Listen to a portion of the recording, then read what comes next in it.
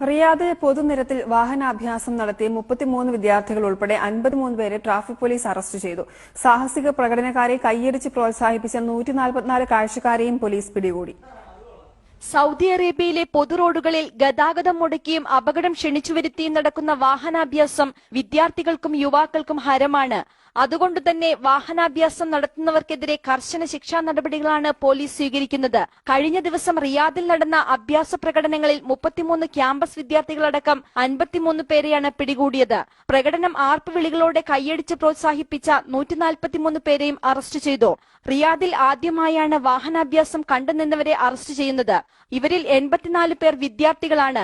അഭ്യാസ പ്രകടനങ്ങൾക്ക് ഉപയോഗിച്ച കാറുകളും അവരെ അകമ്പടി സേവിച്ചവരുടേതും ഉൾപ്പെടെ 122 കാറുകളും പോലീസ് കസ്റ്റഡിയിലെടുത്തു.